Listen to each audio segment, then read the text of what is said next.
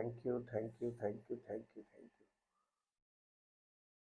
परम पिता परमेश्वर धन्यवाद के साथ आपके समीप आते हैं और इस बात के लिए धन्यवाद करते हैं पिता परमेश्वर कि आप उन बच्चों को जो आप पर विश्वास करके आपके इकलौते पुत्र प्रभु यीशु मसीह के बलिदान के द्वारा आपको ग्रहण योग्य होते हैं।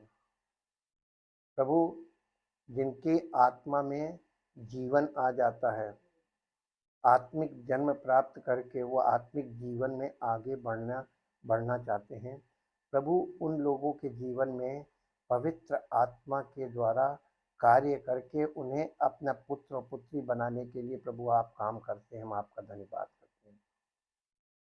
हम प्रभु आपका हृदय से ये बात का धन्यवाद करते हैं कि हमारे जीवन में विश्वास के द्वारा जो कार्य शुरू होता है और विश्वास में जब हम बढ़ना और चलना सीखते हैं, पवित्र आत्मा हमारी सहायता करता है और हमें शिक्षित करता है और हम सबके दिलों को तैयार करता है ताकि परमेश्वर के पुत्र और पुत्री बनकर हम उसकी महिमा के पात्र बने और हम सबका जीवन आपकी महिमा में प्रकट हो ताकि आपका नाम महिमा पाए।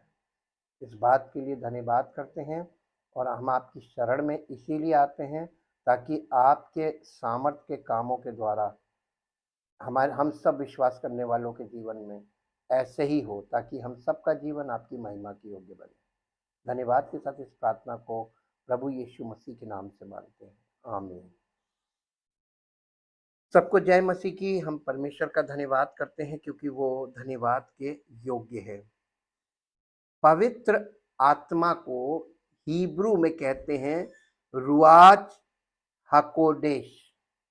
रुआच हकोडेश अर्थात पवित्र आत्मा, और पवित्र आत्मा के द्वारा परमेश्वर हम सब के आत्मा में कार्य करता है।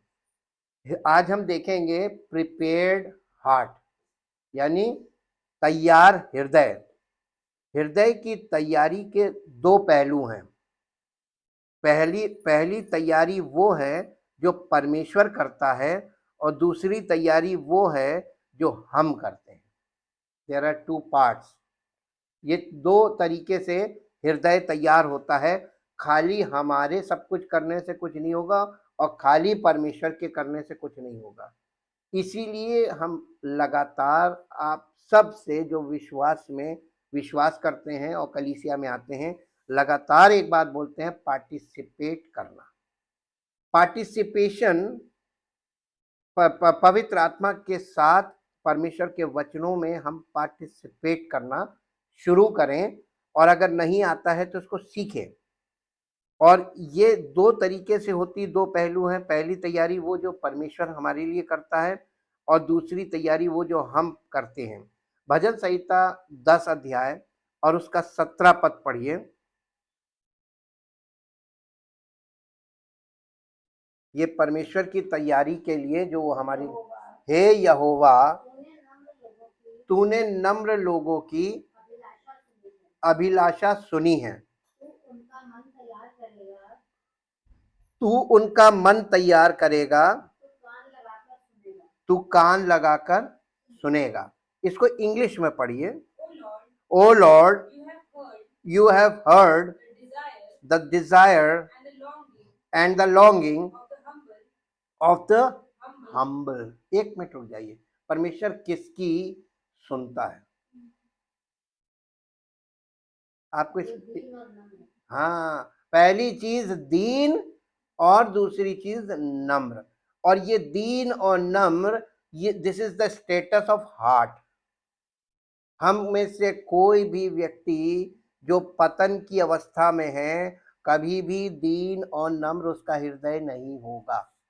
ये दीन और नम्र हृदय केवल उन्हीं का होगा जो बॉर्न अगेन हैं और परमेश्वर के वचन को आदर देते हैं। क्योंकि बॉर्न अगेन व्यक्ति ही परमेश्वर के वचन का वो आदर करेगा जो होना चाहिए, और जो बॉर्न अगेन नहीं है वो परमेश्वर के वचन का वो आदर नहीं करेगा। और इसी से परमेश्वर पकड़ता है कि कौन व्यक्ति परमेश्वर से वाकई में प्रेम करता है। जी, दीन और क्या, of the humble and oppressed you will prepare and strengthen and direct their hearts. Who? God. परमेश्वर उसके हृदय को क्या करता है? सामर्थ्य देता है, strengthen एंड डायरेक्ट और निर्देशित करता है। उसके हृदय में परमेश्वर की आत्मा के द्वारा परमेश्वर की ओर से निर्देश आता है, निर्देशित करता है। You will cause your ear to hear, यानी ताकि काहे के लिए निर्देशित करता है और काहे के लिए उसके हृदय में सामर्थ्य देता है? ताकि वो परमेश्वर की आवाज सुने। आपने अब तक परमेश्वर की आवाज का अनुभव, सुनने का अनुभव नहीं प्राप्त किया है, और जिस दिन ये आपको, आपके जीवन में ये एक्सपीरियंस आ गया कि आपकी परमेश्वर की आवाज आपके हृदय से होती हुई आत्मा तक पहुंची, आप बॉर्न अगेन हो जाएंगे। ये बहुत हम एकदम पॉइंटेड लेकर आए कि व्यक्ति बॉर्न अगेन होता कैसे है और कब होता है, और ये परमेश्वर के द्वारा किए जाने पर ही होता है। तो हृदय को पहले तैयार कौन करता है? परमेश्वर, ताकि हम परमेश्वर की आत्मा की आवाज को सुने। अब एक बात यहाँ पर थोड़ी देर रीजनिंग कर लीजिए कि परमेश्वर आत्मा है, तो परमेश्वर बात करेगा तो परमेश्वर अपनी आत्मा के द्वारा, जिसे हम पवित्र आत्मा कहते हैं, पवित्र आत्मा के द्वारा बात करेगा।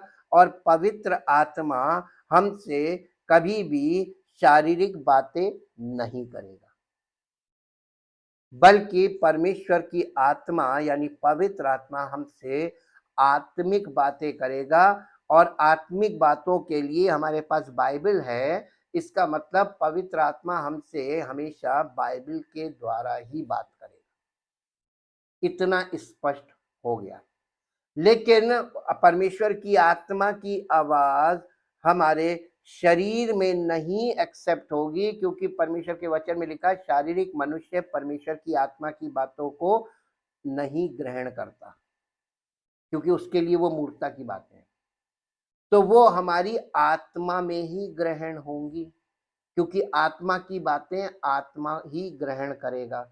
और जब आपकी और हमारी आत्मा पवित्र आत्मा के द्वारा परमेश्वर की बातों को ग्रहण करती है, हमारी आत्मा, तो हमारी आत्मा बॉर्न अगेन हो जाती है। यानी वो आवाज अगर हमारी आत्मा तक पहुंच गई पवित्र आत्मा के द्वारा, तो हमारी आत्मा में जीवन आ जाता है।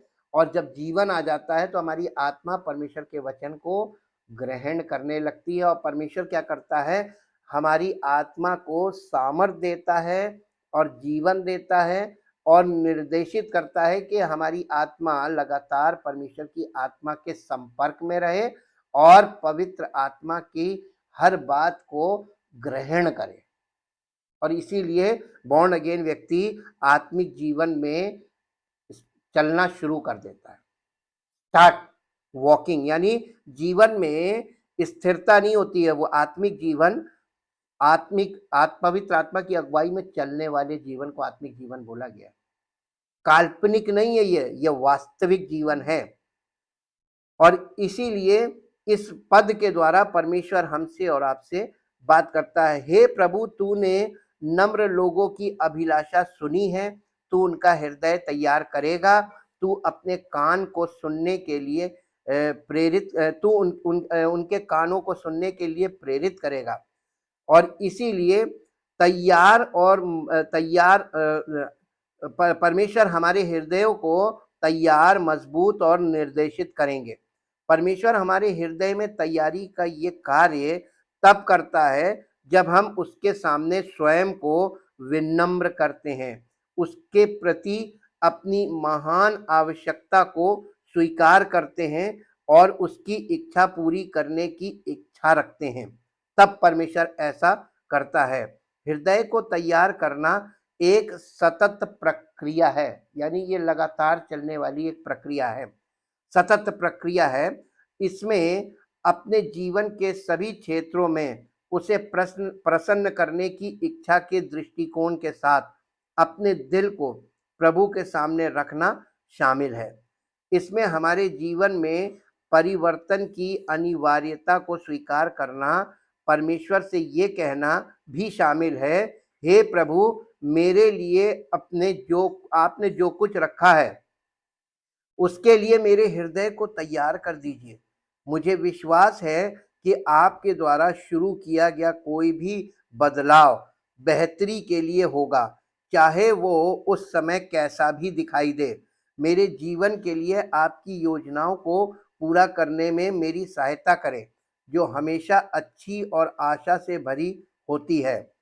वैसे जब भी हम किसी उपज संकेत पर धीमे होते हैं, तो हमें ईश्वर की इच्छा के प्रति समर्थन पर ध्यान केंद्रित करने में मदद मिलती है। हम गुरु के शिष्यों के रूप में अपने हृदयों को तैयार करने में भी एक निश्चित भूमिका निभाते हैं। नीति वचन उसका 16 अध्याय और उसका पहला पद पढ़िए। नीति वचन 16 अध्याय और उसका पहला पद यहाँ इस प्रकार से लिखा हुआ है, मन की युक्ति मनुष्य के वश में रहती है, परंतु मुंह से कहना यहोवा की ओर से होता है। मन की युक्ति यानी जब तक कोई बात आपके मन में है वो आपके कंट्रोल में है। आप जब तक आपने उसको बोला नहीं है तो आप उस बात से मन फिराकर और उसको बिना बोले उस बात को खत्म कर सकते हैं। लेकिन वो बात जब आपके मुंह से निकल जाती है तो वो अब आपके वश में नहीं है। इसीलिए कहते हैं कि आपके मुंह से निकल जाने वाली बोली उसका प्रतिफल परमेश्वर हमको देता है, जो हम बोलते हैं। इसने कहा ना परमेश्वर ने कि हम तुम्हारे जो कुछ तुम बोलते हो हर एक बात का मैं न्याय करूंगा। इसलिए बोलने में बहुत सतर्क होना चाहिए। और पतन की अवस्था में मनुष्य यहीं पर अज्ञानता में सब कुछ बोलता रहता है और उसको ये नहीं मालूम कि जितनी बातें वो बोल रहा है इसका हिसाब करेगा, परमेश्वर हमसे हिसाब लेगा।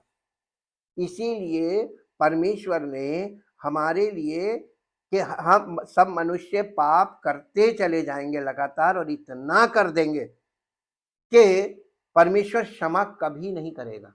इसीलिए परमेश्वर ने हमारे पापों के लिए प्रायश्चित करवाया अपने इकलौते पुत्र प्रभु यीशु मसीह के द्वारा। और इस प्रायश्चित को हमारे सामने रखकर परमेश्वर अपने वचन के द्वारा हमसे बातें करता है और सारी बातें ऑलरेडी रिकॉर्डेड हैं। और पवित्र आत्मा परमेश्वर की इच्छा और योजना के द्वारा जो वचन में है, वचन के द्वारा ही हमसे बात करता है। और सामने एक तरफ रिजल्ट रखा हुआ है कि या तो हम अपनी धार्मिकता लेकर परमेश्वर के सामने खड़े होंगे जिसमें कोई धर्मी नहीं ठहरेगा, कोई टिक नहीं पाएगा, सब दोषी हैं और सब मृत्यु दंड के वश में जाएंगे। और दूसरी तरफ परमेश्वर ने उसके इकलौते पुत्र प्रभु यीशु मसीह के द्वारा जो प्रायश्चित किया है उसको हमारे सामने रखे हुए। यदि तुम ग्रहण करोगे तो परमेश्वर तुमको एक मौका देगा जीवन में ताकि तुम परमेश्वर की इच्छा और योजना को जानो, समझो और उसके अनुसार जीवन व्यतीत करना शुरू करो। और या फिर तुम अपने हिसाब से जीवन जियो और रिजल्ट दोनों में अलग अलग होगा। अब आप कौन से जीवन में है, किस प्रकार का जीवन पसंद करते हैं, यहाँ पे लिखा हुआ है मन की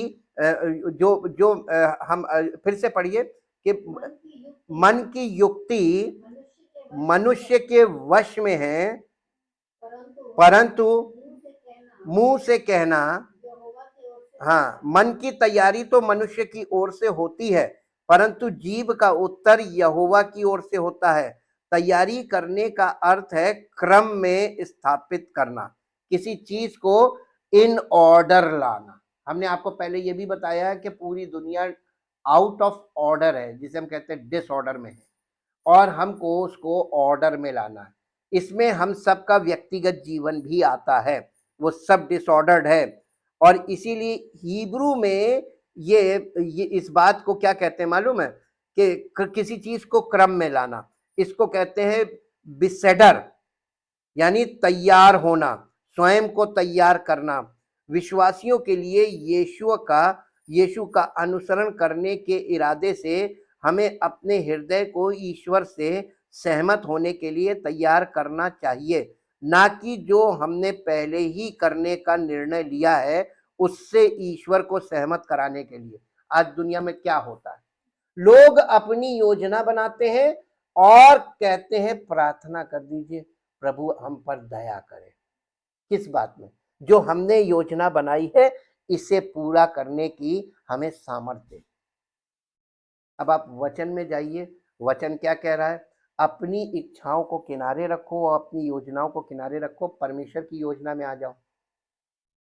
और मनुष्य क्या चाहता है कि परमेश्वर से ये कहता है देखो मैंने ये योजना बनाई है, मुझ पर दया कर दो, मेरी इस योजना को पूरा करने में मेरी सहायता करो। अब आप खुद बताइए, according to the word of God, वचन के अनुसार परमेश्वर कौन सी बात एक्सेप्ट नहीं करेगा? कौन सी बात एक्सेप्ट नहीं करेगा? जो आपने अपनी स्वयं इच्छा और योजना के अनुसार जो तैयार किया है और आप ये चाह रहे हैं कि प्रार्थना कर दी जाए ताकि उस बात में आपको सफलता मिल जाए, क्या परमेश्वर इसे एक्सेप्ट करेगा? कभी नहीं करेगा, कभी नहीं। इसीलिए परमेश्वर के वचन में नए नियम में लिखा है कि जो कोई परमेश्वर के वचन के अनुसार उससे कुछ मांगता उसे मिलता है, और जो अपनी इरादों को परमेश्वर के सामने रखता है, परमेश्वर हर व्यक्ति के हर बात को एक्सेप्ट नहीं करेगा। वो अपनी मर्जी का मालिक है।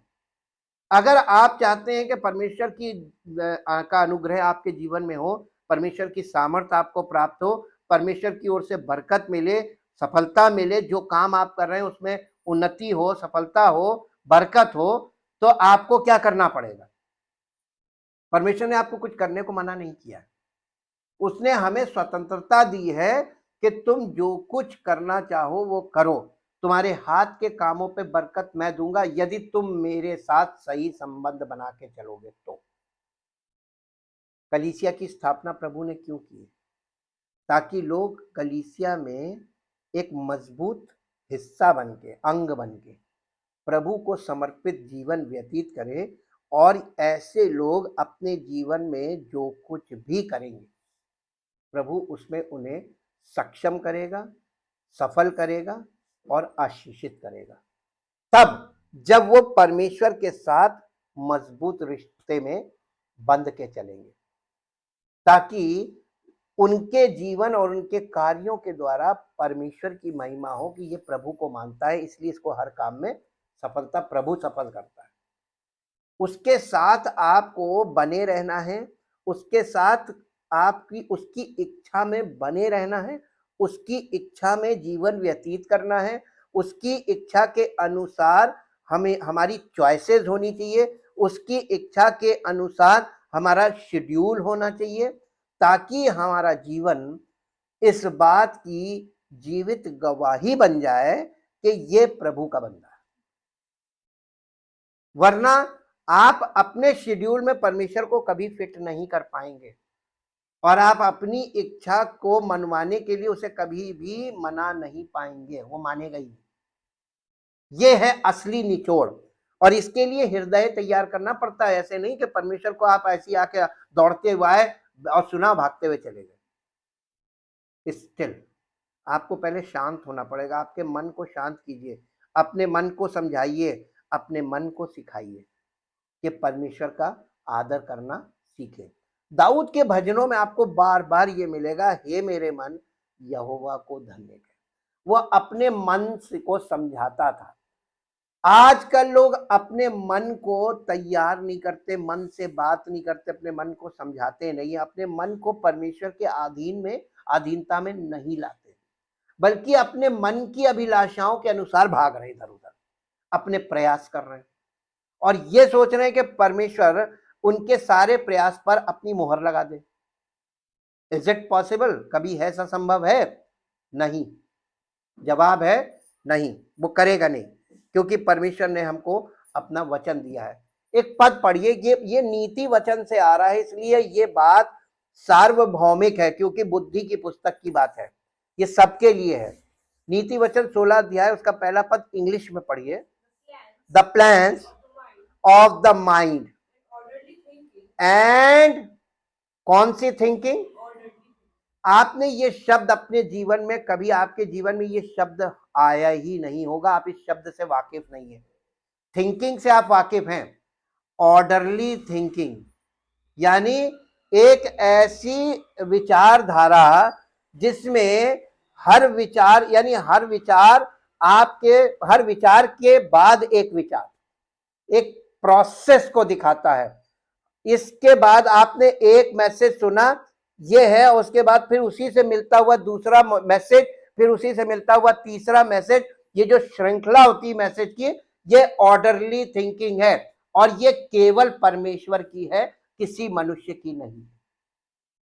एक भी मनुष्य इस प्रकार की विचारधारा नहीं रखता है, लेकिन परमेश्वर इसी प्रकार की विचारधारा में रखता है। इसीलिए लिखा हुआ है कि मेरे विचार और परमेश्वर के विचार में आसमान और जमीन का अंतर है। ऑर्डरली थिंकिंग जी belong to man, but from the Lord comes the wise answer of the टंग।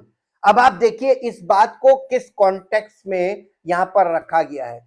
जब कोई व्यक्ति वाकई में परमेश्वर की आत्मा की बातों को, परमेश्वर की आत्मा यानी पवित्र आत्मा के द्वारा उसके हृदय से होती हुई उसकी आत्मा में जाती है, और उसकी आत्मा में जब ये बातें जाती हैं तो उसके अंदर से इन बातों को एक्सेप्ट करने के लिए उसके मुंह से कुछ शब्द निकलता है, प्रभु हम पर दया कर और हमको ग्रहण कर ले।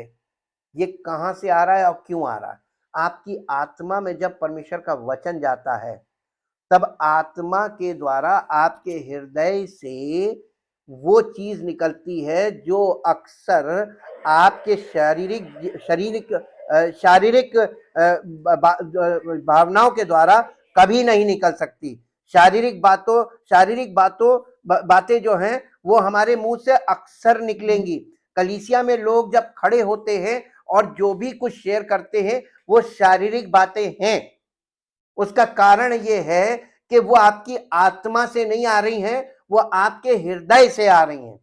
लेकिन जब परमेश्वर का वचन हमारी आत्मा में जाता है और आत्मा में उसका प्रभाव होता है, तब हमारे अंदर से जो भावना निकलती है, जो बोली निकलती है, वो एक्सेप्टेंस की बोली निकलती है। और इसीलिए पौलुस ने कलीसिया को यह बताया कि शारीरिक मनुष्य परमेश्वर की आत्मा की बातों को ग्रहण नहीं करता और कर नहीं सकता, क्योंकि उसकी दृष्टि में वो मूर्खता की बातें हैं। ये तो एक बात है, लेकिन चूंकि वो आत्मिक रूप से उसकी आत्मा मृतक अवस्था में है, इसलिए वो ग्रहण नहीं कर पाएगा। और जब ग्रहण नहीं करेगा तो फीडबैक कैसे मिलेगा आत्मा का? आपकी आत्मा का फीडबैक है हृदय में दीनता और नम्रता का भाव आ जाना। प्रभु हम तो कुछ भी नहीं है। आजकल कलीसियाओं में क्या चल रहा है? सब एक से बढ़कर एक हैं। प्रभु मैं प्रभु में ये कर सकता हूं, मैं प्रभु में ऐसा कर सकता हूं।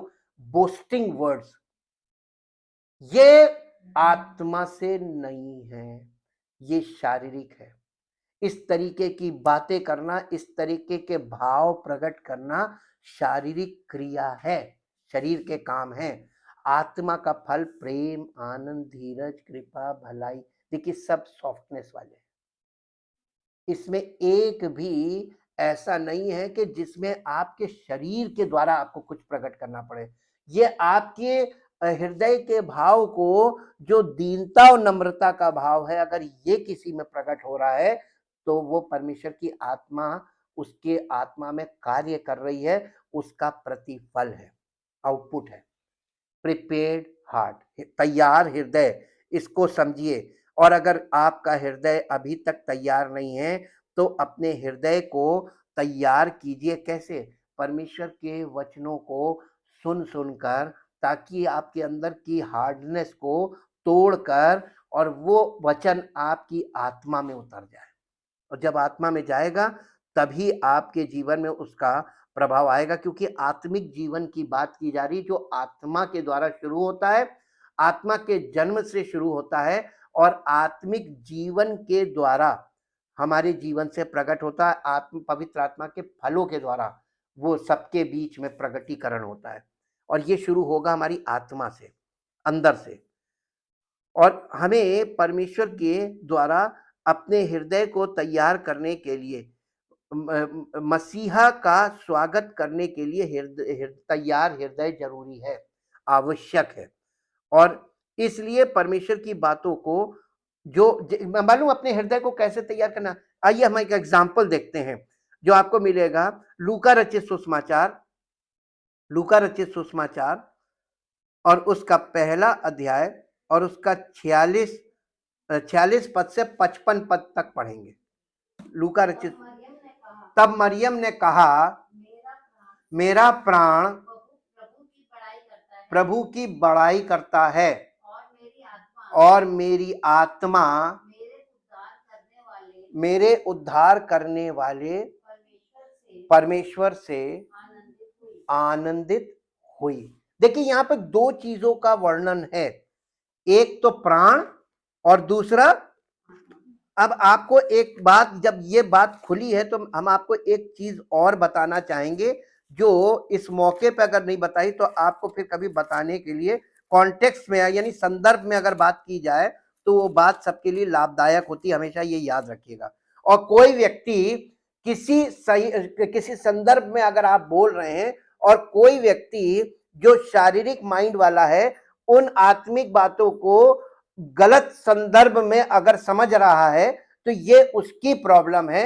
इस बात से भी कभी विचलित मत होइएगा, क्योंकि शारीरिक व्यक्ति आत्मिक बातों को भी शारीरिक बातों में कन्वर्ट करके, इसके बहुत एग्जाम्पल हैं।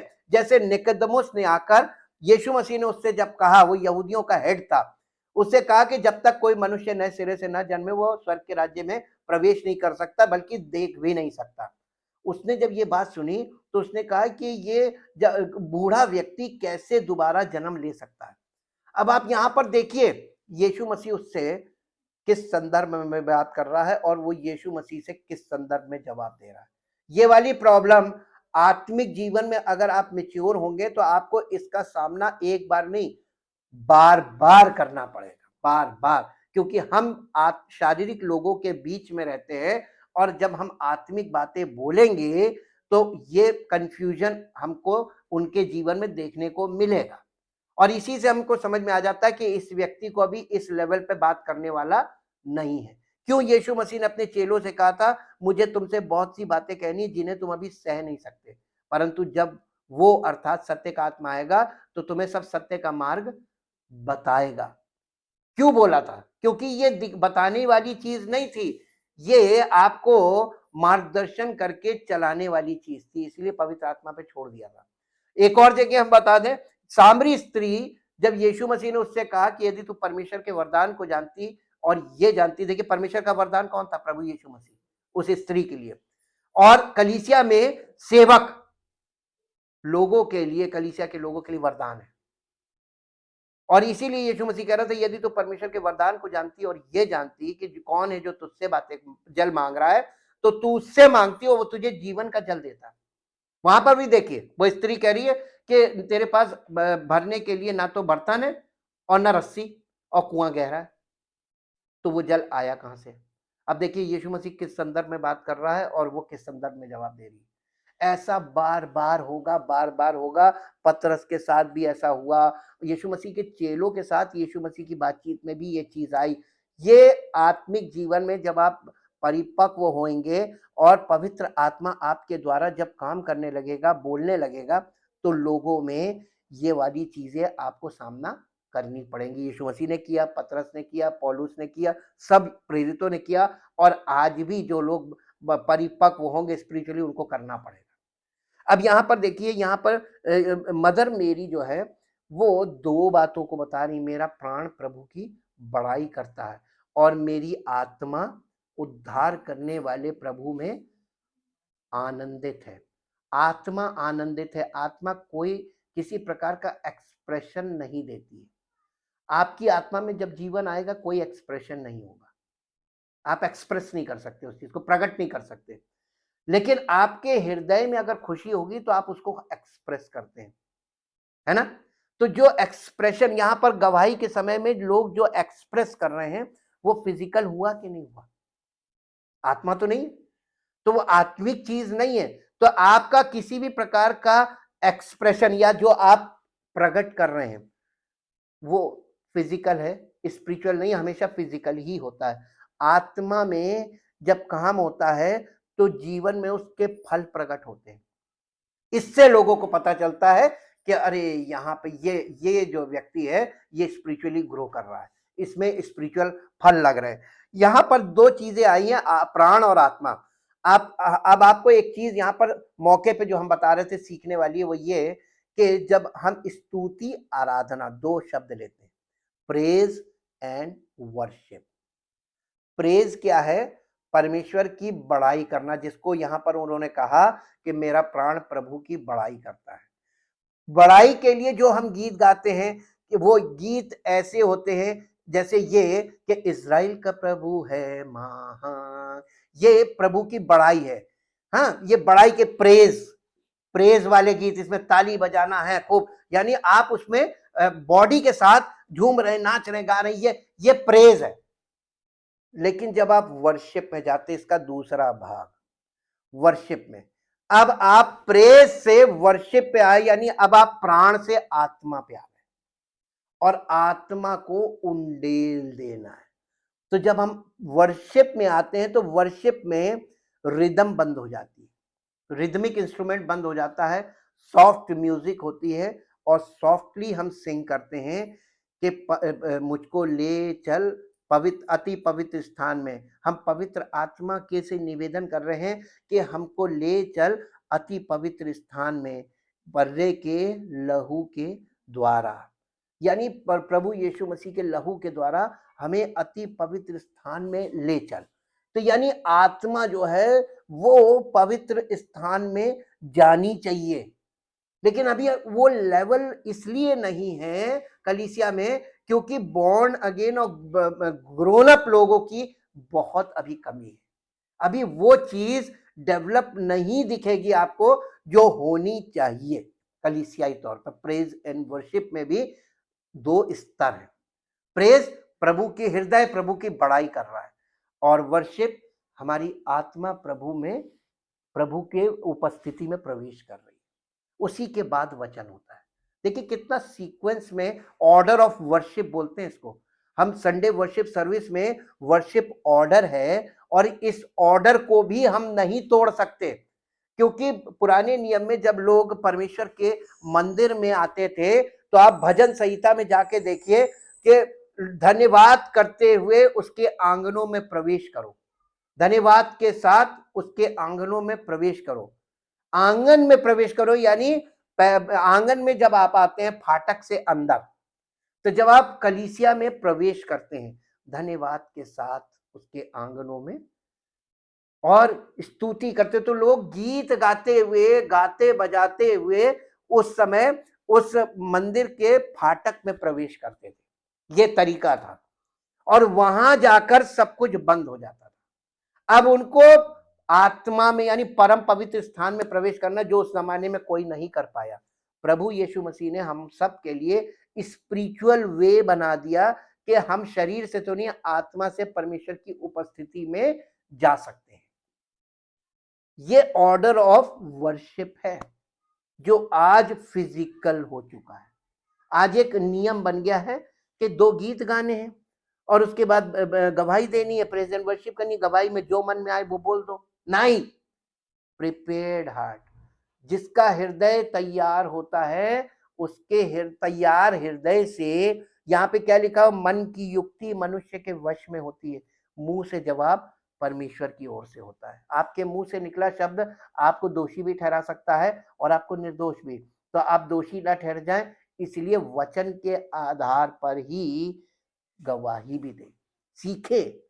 जब आप इमेच्योर होते हैं तो कलीसिया में सब लोग एक दूसरे को सहते हैं और इसीलिए लिखा हुआ है कि तुम जिसके पाप क्षमा करो। ये सेवकों को बोला गया था, प्रेरितों को बोला गया था कि जिसके तुम क्षमा करोगे उसके क्षमा किए गए, और जिनके पाप तुम रखोगे उनके रखे गए। और ये पावर किसको दे दी गई है? कलीसिया को। तो कलीसिया में ये रेगुलेटिंग पावर है, क्योंकि पवित्र आत्मा के द्वारा कार्य होना है। इसीलिए आप देखिए कि मसीही जीवन में नई वाचा के अंतर्गत सबसे ज्यादा जोर क्षमा करने पे दिया गया है। क्षमा करने पे दिया गया है, क्षमा प्राप्त करने में नहीं, क्षमा करने में। क्योंकि आपकी क्षमा से ही आपको क्षमा मिलेगी, ये सिद्धांत है। क्षमा के बदले क्षमा। आपने अगर पूरे दिल से किसी को क्षमा नहीं किया तो आपको परमेश्वर की ओर से क्षमा नहीं मिलेगी, और अगर आप क्षमा नहीं कर पाते हैं तो आपको क्षमा नहीं मिलेगी। आपकी क्षमा आपके द्वारा क्षमा किए जाने पर निर्भर करती है। प्रभु ने किसी को क्षमा नहीं किया, प्रभु ने अपने पुत्र के द्वारा जो प्रायश्चित किया है उसके द्वारा हमको क्षमा तब मिलती है जब हम दीन बनकर और परमेश्वर के उस बलिदान पर विश्वास करते हैं।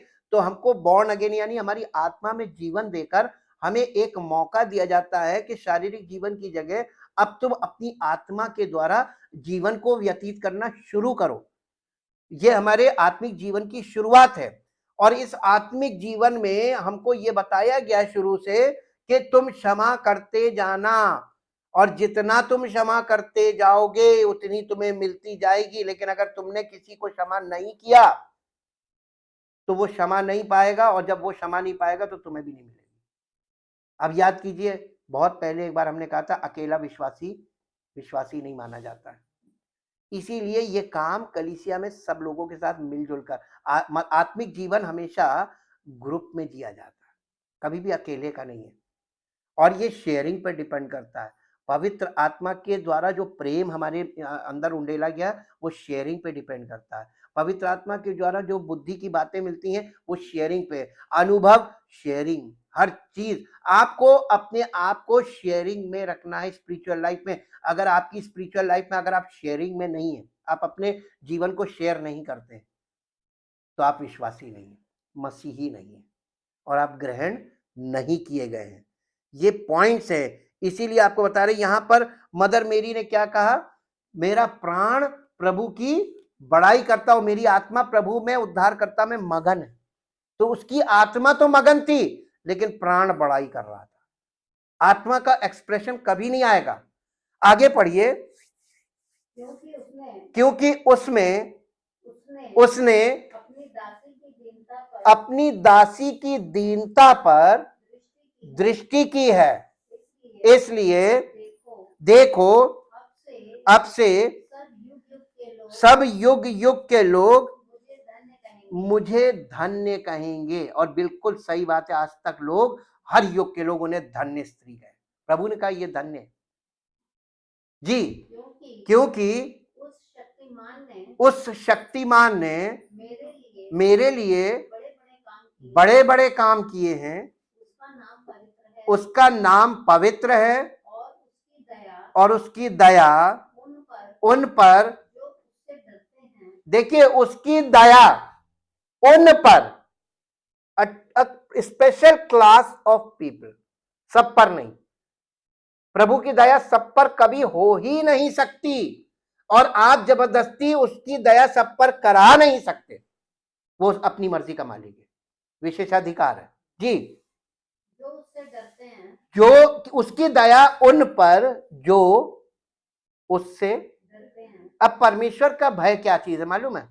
अपने आप को सब गलत गतिविधियों से, सब गलत विचारों से, सब गलत शिक्षाओं से, मिथ्या विचारों से, मिथ्या मार्गों से, और इस प्रकार की सारी गतिविधियों से अपने आप को अलग रखना।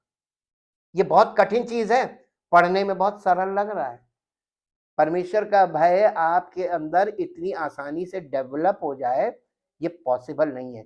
हाँ, एक कंडीशन पे डेवलप होता है, जब आपको प्रभु मिल जाता है और आप इस बात को समझ जाते हैं, अवेयरनेस आ जाती है कि प्रभु हमारे जीवन में अद्भुत कार्य कर रहा है, तब आपके अंदर एक डर होता है कहीं प्रभु नाराज ना हो जाए। यही है परमेश्वर का भय। और अगर आपके अंदर ये आ गया कि प्रभु नाराज ना हो जाए, तो अब आप बताइए, कभी भी आप परमेश्वर की इच्छा के और योजना के विरुद्ध नहीं जाएंगे कि परमेश्वर का भय आपको कि कहीं नाराज हो गया तो बस गया, सब किया धरा, सारी आपकी सारी जो तपस्या वो चौपट हो जाएगी। आप अपनी तपस्या को चौपट होने से बचाना चाहेंगे तो आपके अंदर परमेश्वर का भय होगा, तो आप तभी आपकी तपस्या बचेगी, वरना चौपट हो जाएगी।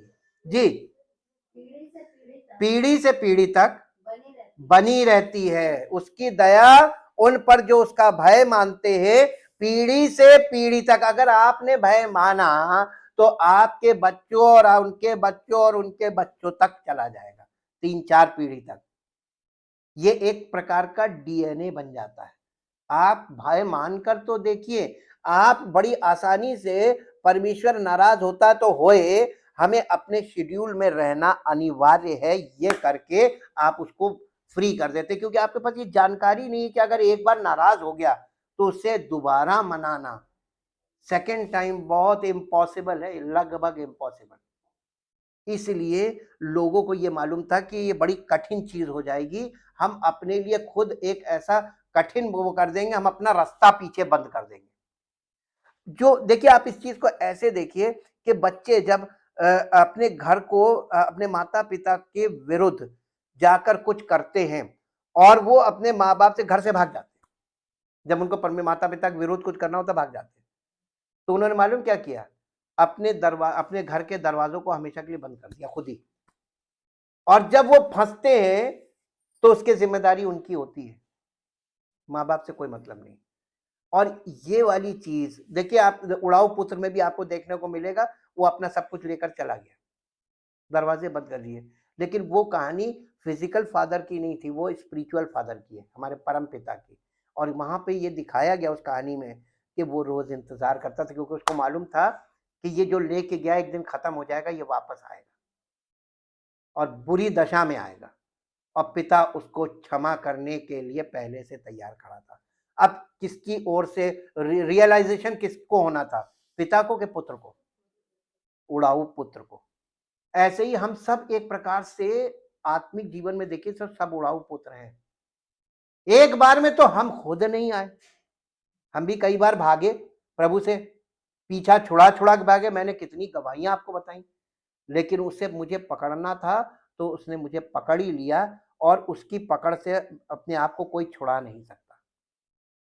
इसलिए इस बात को हमेशा याद रखिए। एक पद पढ़िए, लूका रचित सुसमाचार और उसका पहला अध्याय, और पहले अध्याय का 31 वर्ष पढ़िए। देख तू गर्भवती होगी और तेरे एक पुत्र उत्पन्न होगा, तू उसका नाम यीशु रखना, वो महान होगा और परम प्रधान का पुत्र कहलाएगा, और प्रभु परमेश्वर उसके पिता दाऊद का सिंहासन उसको देगा। जी आगे, और वो याकूब के घराने पर सदा राज्य करेगा, और उसके राज्य का अंत ना होगा। मरियम ने सरदूत से कहा, ये कैसे होगा, ये पवित्र कुंवारी थी, मैं किसी पुरुष को जानती तक नहीं, और अभी मंगनी हुई है, और तेरे पुत्र उत्पन्न होगा। ये बात सुनकर उसके समझ लीजिए हालत खराब हो गई होगी, ये क्या कह रहा है। जी, स्वर्गदूत ने उसको उत्तर दिया, कैसे होगा, पवित्र आत्मा तुझ पर उतरेगा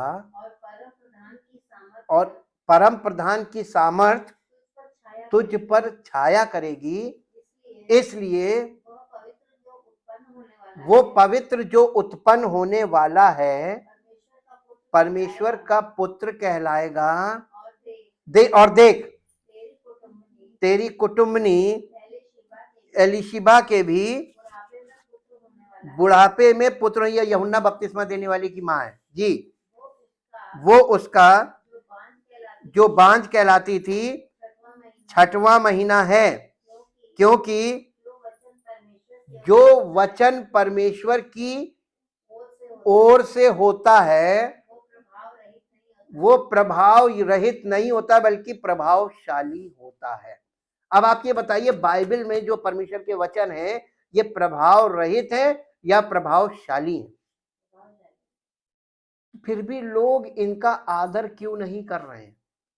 और परमेश्वर का अनुग्रह देखिए कि आज लोग अनादर कर रहे हैं वचनों के साथ, लेकिन परमेश्वर ठहरा हुआ है क्योंकि उसने एक दिन निश्चित किया है कि इकट्ठे हिसाब करूंगा। ये मौका दिया है कि शायद मन फिरा ले, क्योंकि वो पापियों को मन फिराने के लिए उसने ये सब बातें की हैं और ये योजना बनाई है। अब पापियों को पहले से वो मारने लगेगा तो लोग डर जाएंगे। तो परमेश्वर पापियों को अनुग्रह करके ठहरा हुआ है और एकदम एक बार में सबका न्याय करेगा। तो न्याय के अंतर्गत सब अभी भी है। आगे पढ़िए। मरियम ने कहा देखिए, ये है आत्मा के द्वारा आपका समर्पण। मरियम ने जब इन बातों को समझ लिया तो उसने कहा, देख मैं प्रभु की दासी हूं, मुझे तेरे वचन के अनुसार हो। आप चाहते हैं कि आपके जीवन में आपके आत्मा में परमेश्वर की ओर से जीवन आए, तो आपको परमेश्वर के वचनों को ग्रहण करना पड़ेगा, जो आपको कठिन भी लगेंगे, असंभव भी लगेंगे। लेकिन वहां पर मदर मेरी ने क्या कहा था, देख मैं पुरुष को जानती नहीं, मैं तो कुंवारी हूं और ये कैसे संभव होगा। तो जब आपको असंभव लगे कि ये वचन हम कैसे मानेंगे, हमसे नहीं होगा, बहुत कठिन है, ये असंभव लगेगा, कठिन नहीं बल्कि असंभव कहिए कि ये असंभव है। और ये असंभव अगर आप वचन को ग्रहण कर लेंगे, देख मैं प्रभु की दासी हूं, मुझे तेरे वचन के अनुसार हो, और उसी समय उसके अंदर वचन कंसीव हुआ और वचन देहधारी हो गया। His name is Jesus Christ. आत्मा के द्वारा उत्पन्न हुआ। जैसे यीशु मसीह का पहली आमद थी, उसके आत्मा के द्वारा उत्पन्न होना, और यही हर विश्वासी का उसकी आत्मा का उत्पन्न होना, यानी मसीह का प्रथम आगमन आत्मा के द्वारा उत्पन्न होने से है। यही हर विश्वासी के लिए है। बॉर्न अगेन के बिना हम मसीह में नहीं आ सकते, ये प्रथम है। और वचन को ग्रहण किए बिना हमारी आत्मा में जीवन नहीं आएगा। ये प्रदर्शन किया गया है, इस बात को यहाँ पे प्रकट किया जा रहा है। और ये बातें पढ़ने से आपको इसको समझना ज्यादा जरूरी है। पीढ़ियों से लोग पढ़ते आ रहे हैं, आज तक किसी को समझ में नहीं आया, और जब तक वो समझ में नहीं आएगा आपके जीवन में उसका कोई प्रभाव नहीं देखने को मिलेगा। और आप इन वचनों का शारीरिक आदर करेंगे, लेकिन वास्तविक आदर आपके जीवन में जब ये वचन पूरे होते हैं और इनसे प्रकाश निकलता है, वो वास्तविक आदर वो आपके जीवन से कभी नहीं होगा। बाइबल को खड़े होकर चूमते रहिए, इससे आदर नहीं है। यीशु मसीह ने क्या कहा था कि तुम मुझे हे प्रभु क्यों कहते हो जब तुम मेरी आज्ञा नहीं मानते हो। इसका मतलब परमेश्वर की वचन में जो बातें हैं इनको मानना परमेश्वर का आदर करना है। आप भले हे प्रभु ना कीजिए, आदर करना है तो आज्ञा मानिए। यीशु की वापसी के लिए तैयार किया गया हृदय ईश्वर को जानने, उसका आनंद लेने और उससे हमेशा प्यार करने के लिए तैयार किया गया हृदय है। एक तैयार हृदय एक अविभाजित हृदय है। भजन संहिता उसका भजन संहिता 86 का 86 चैप्टर और उसका 11 वर्ष पढ़िए। भजन संहिता 86:11 यहाँ इस प्रकार से लिखा, हे यहोवा अपना मार्ग मुझे दिखा, तब मैं तेरे सत्य मार्ग पर चलूंगा। मुझको एक चित्त कर, यानी एक चित्त, हम अभी दो चित्ते हैं, एक फिजिकल माइंड, एक स्पिरिचुअल माइंड। बॉर्न अगेन के बाद यही तो हमने बताया ना, आपके दो माइंड हो जाते हैं। अब आप कौन से वाले माइंड की कब सुन रहे हैं, ये कंफ्यूजन है जी। मुझे एक चित्त कर कि मैं तेरे कि मैं तेरे नाम का भय मानूं और इस हे प्रभु मेरे परमेश्वर मैं अपने संपूर्ण मन से तेरा धन्यवाद करूंगा। एक वर्जन में ऐसे लिखा, हे यहोवा अपना मार्ग मुझे सिखा, मैं तेरे सत्य पर चलूंगा, तेरे नाम का भय मानने के लिए मेरे हृदय को एक कर दे। एक तैयार हृदय का ध्यान ऊपर ऊपर की ओर होता है और इसीलिए कुलस्सियों की पत्री 3 अध्याय उसका पहला और दूसरा पद पढ़ दीजिए। कुलस्सियों की पत्री 3 अध्याय उसका पहला और दूसरा पद यहाँ इस प्रकार, अतः जब तुम मसीह के साथ जिलाए गए, केवल वो जो जिलाए गए उनके लिए ही लागू होता है, जिलाए गए तो स्वर्गीय वस्तुओं की खोज में रहो जहां मसीह विद्यमान है और परमेश्वर की दाहिनी ओर बैठा है, पृथ्वी पर की नहीं परंतु स्वर्गीय वस्तुओं पर ध्यान लगाओ। अब देखिए एक बात फिर आ गई, ध्यान लगाओ। आपको कहां आपका ध्यान है? शरीर के साथ कलीसिया में बैठे होते हैं, ध्यान कहीं और होता है। आपका बैठा होना व्यर्थ है। ध्यान लगाओ जी, क्योंकि तुम तो मर गए और तुम्हारा जीवन मसीह के साथ परमेश्वर में छिपा हुआ है। अब तुम मर चुके हो। तो कलीसिया में हमारा स्टेटस क्या है? अभी भी जो अभी बॉर्न अगेन नहीं हुए हैं उनका स्टेटस अभी वही है कि वो शरीर में बैठे हैं। अच्छी बात है कि वो ध्यान लगा रहे हैं। जो ध्यान नहीं लगा रहे हैं उनके लिए खतरनाक बात है, लेकिन जो ध्यान लगा रहे हैं उनके जीवन में पवित्र आत्मा काम करेगा, वो बॉर्न अगेन होंगे। एक तैयार हृदय विश्वास से भरा हुआ हृदय होता है और मुक्ति के गीतों से भरा हुआ हृदय होता है। भजन संहिता 32 अध्याय का 7 पद पढ़िए। भजन संहिता 32 और उसका 7 पद, 32:7। तू मेरे छिपने का स्थान है, तू संकट से मेरी रक्षा करेगा, तू मुझे चारों ओर से छुटकारे के गीतों से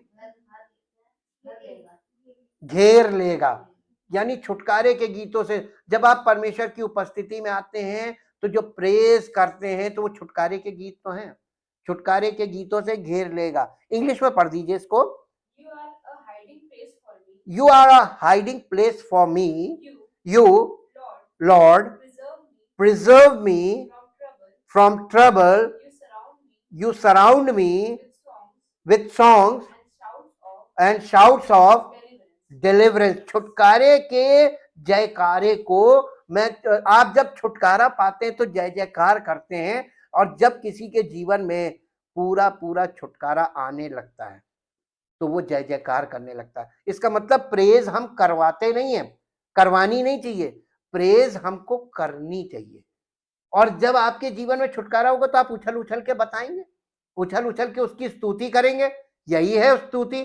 और ये आप पूरे हृदय से और सच्चाई से कर रहे हैं या कोई आपको प्रेज एंड वर्शिप करा रहा तो कर रहे हैं? बड़ी लाचारी से गाना गाते तो ताली भी बड़ी लाचारी से बजाते हैं, आवाज भले ना निकले, लगे कि हम ताली बजा रहे हैं। नहीं, छुटकारे के जब आपके जीवन में कोई बड़ा आश्चर्य कर्म होता है तो आप उछल उछल के एक्सप्रेस करते हैं। ये है actual praise. Thank you, thank you, thank you. परमपिता परमेश्वर, आज आपसे निवेदन करते हैं, जितने लोग इस बात में का भरोसा करते हैं या इस बात का अंगीकार करते हैं या इस बात का दावा करते हैं कि मैं मसीही विश्वासी हूं, मैं प्रभु यीशु मसीह पर विश्वास करता हूं, प्रभु आपसे निवेदन करते हैं उन सबके हृदयों को ऐसा तैयार कीजिए और उन्हें ऐसी समझ दीजिए, ऐसी तौफीक दीजिए, उन्हें कायल कीजिए ताकि वो अपने हृदय की तैयारी पर ध्यान दें, ताकि प्रभु आपकी उपस्थिति में पूरी तैयारी के साथ, हृदय की तैयारी के साथ उपस्थित हो, ताकि प्रभु हम वास्तव में पवित्र आत्मा और पवित्र आत्मा की सामर्थ्य में होकर आत्मा और सच्चाई से आपकी आराधना करें, जो कि एक सही प्रकटीकरण है इस बात का कि ये उद्धार पाए हुए लोग हैं और ये आत्मिक जीवन में आगे बढ़ते हुए लोग हैं, ताकि प्रभु हर एक का जीवन आपकी महिमा के योग्य हो और हम सब मिलकर आपकी महिमा का कारण बने। सारी महिमा आपको मिले। प्रभु यीशु मसीह के नाम से मांगते हैं, आमीन। Praise the Lord.